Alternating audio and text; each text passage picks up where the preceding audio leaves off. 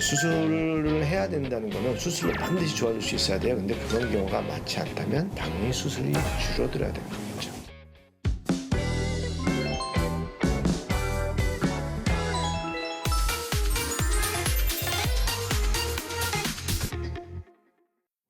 안녕하세요. 의사들과 대화하는 여자 의대인여 이진입니다. 오늘도 통증 박사 안강 원장님과 함께 통증에서 벗어나는 방법 알아볼게요. 안녕하세요. 네, 안녕하세요.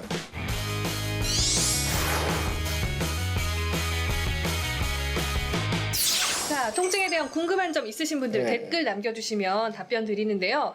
자, 어깨 수술 후에도 통증이 계속된다는 분들 댓글 올라왔어요.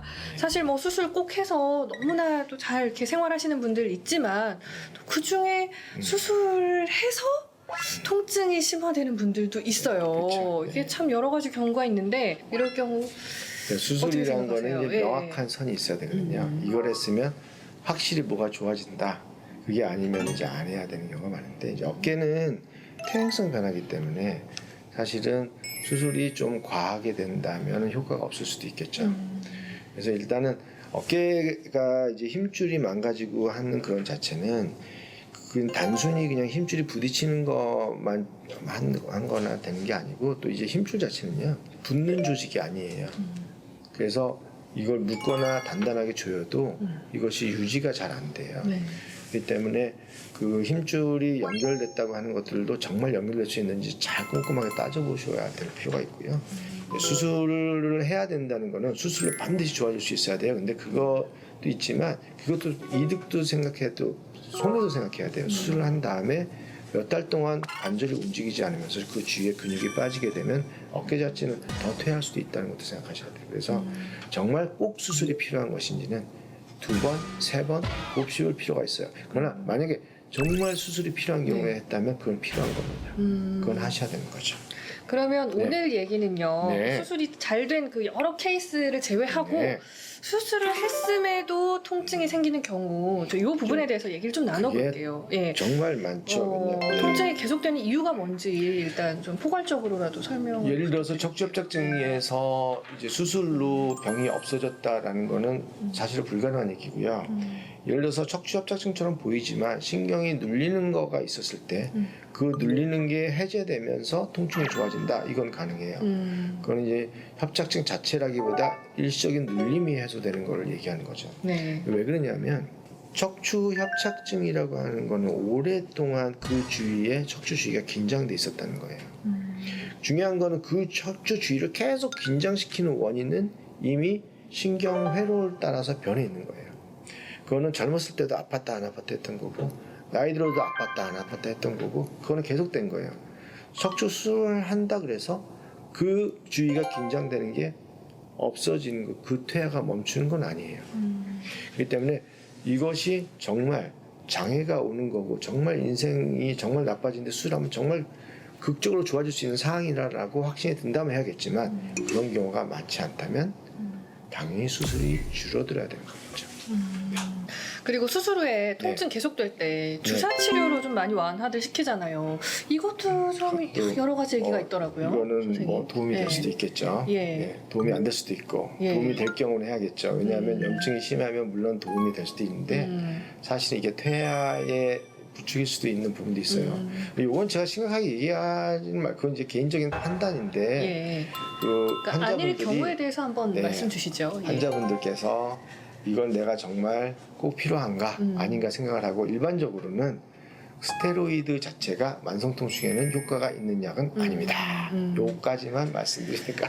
저희가 자꾸 질문을 드리는 이유가 네, 저 네. 같은 경우도 이를테면 네, 어디 네. 좀 뭐 통증이 있다, 질환이 네, 있다 네, 이러면 네. 빨리 수술해서 이거 좀 확 개선하고 싶다 이런 생각부터 들거든요. 근데 네. 이게 정답이 아니라는 거를 좀 말씀드리려고 신경회로의 계속 여쭤보게 되는 변화가 것 와 같아요. 있다면 예. 아픈 데의 병이 아니잖아요.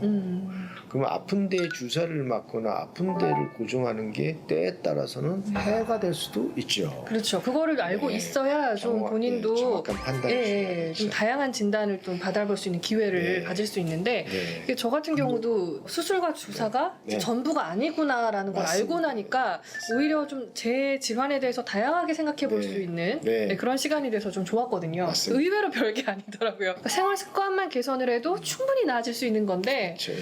너무 그냥 이렇게 좀 나무늘보처럼 누워 있어가지고 좀 더 이제 악화됐던 경우가 있었는데 네. 통증에서 벗어나기 위한 뭐 좋은 습관들 조언 주신다면. 근본적으로 이제 저는 통증이 아니라 만성 통증. 만성 통증이요.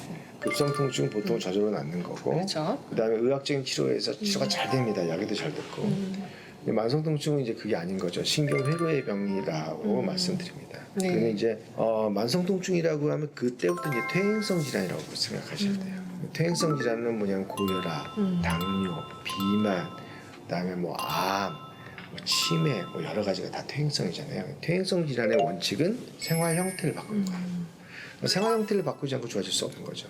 근데 거기서 이제 바닥에 있는 제일 중요한 게 뭐냐면은 몸에 해가 되는 걸 하지 않는 겁니다. 몸에 해가 되는 먹는 것들도 줄여야 될 거고, 약도 가능하면 줄여야 될 거고, 네. 몸에 해가 되는 어떤 다른 형태의 것들, 네. 뭐 술도 누가 좀 줄여야 걸리더라? 될 거고요. 그건 제 얘기인데. 그게 중요하겠죠. 그 다음에 매일 운동을 하는 거죠. 역시 운동. 네, 매일 운동을 하는 건데 거기에 이제 두 가지 운동이 있어요. 걷거나 이제 뭐 근력 운동을 하거나 이런 전체 형태를 만드는 그 운동도 있고, 그 다음에 이제 빨리 이제 쉽게 말하면 맥박수를 180배까지 팍 올려가지고 뇌의 혈류를 확 보내서 뇌를 활성화시키고 뇌에 아까 말씀드린 시냅스 건강하기 위해서 그런 것들을 잘 만들 수 있고 신경이나 혈관이 잘 대처할 수 있도록 하는 그런 운동이 있어요. 그런 두 가지 운동을 섞어서 해야 돼요. 그럼 나중에 이 운동은 따로 모아서 한번 말씀드릴게요. 근데 이런 운동들은요 네. 좀 꾸준히 해야 되지 않나요? 매일 기본적으로 해야죠. 매일. 한 그래도 변하려면 한 3개월 이렇게 필요할까요? 그렇죠. 최소? 3개월이나 6개월이 지나면서 변하는 경우가 많은데요. 보통 우울증 같은 경우는 1, 2주만 해도 금방 바뀌어요. 그래서 특히 나이 드신 분들은 말은 안 해도 실제로 우울증이 절반 맞아요. 이상은 있다고 보셔야 돼요. 특히 갱년기 겹치면 이게 더 심해지더라고요. 그렇죠. 그리고 남자분들도 나이 먹은 분들은 우울증이 절반 이상은 사람한테 네. 있다고 봐야 돼요. 그리고 남성 갱년기도 있잖아요. 그렇죠. 사실. 네, 그래서 그때는 운동을 하게 되면서 바로 극복이 됩니다. 그리고 늘 강조하시는 녹색 채소 맞습니다. 당연히 섭취하면 좋을 것 같고요. 왜 녹색 채소를 먹어야 되는지 아세요? 그때 설명해 주셨는데 저희 다시 검색해 볼까요? 유튜브로. 녹색 채소에 여러 가지 이제 뭐 바이타민도 네. 많고 네. 그다음에 플라보노이드, 폴리페놀이라고 해서 우리 몸에 도움이 되는 여러 가지 좋은 것들이 있어요. 네. 근데 사실은 그게 아니에요. 그거는 진짜 변방이에요. 빙산의 일각이고 그거보다 더 중요한 게 뭐냐면은 녹색 채소, 특히 채소는 이게 갖고 있는 게 뭐냐면요. 장내 세균이 좋은 쪽으로 만들어요. 오, 장 건강 진짜 중요하잖아요. 장에서 우리가 있잖아요. 항산화라는 게 뭔지 아세요? 항산화. 네.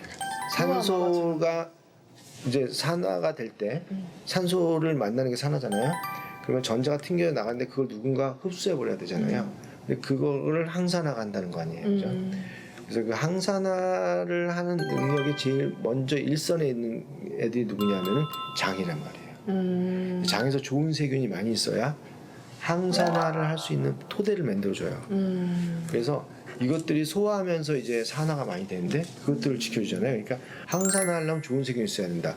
그럼 좋은 세균의 먹이가 있어야 되는데 그게 이제 녹색 채소 아닙니까? 그러니까 김치 이런 것도 중요해요. 유산균 뭐 중요하죠. 네. 김치 많이 먹어야 돼요. 왜냐하면 95% 위해서 죽으니까.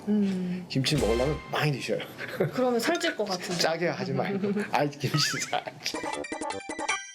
근데 저희가 아까 이런 장 건강 얘기하면 네, 네. 유산균 얘기만 많이 좀 나눴었는데 녹색 채소도 섭취가 많이 된다고 하니까 자, 좀 장에 많이 여러 가지 먹어야 될 균이 것 같아요. 있는데요. 그 중에 하나가 유산균도 있는 거고, 근데 그 세균들이 그 이제 이걸 갖다 이제 그러니까 노멀 플로라, 그러니까 정상적으로 막 피어 있는 거예요, 장에. 근데 그게 뭐냐면 그게 없어지면 그게 약해지면 다른 세균이 와서 이거를 이제 공격을 해요. 그러면 장에 털도 나고 많이 망가지죠.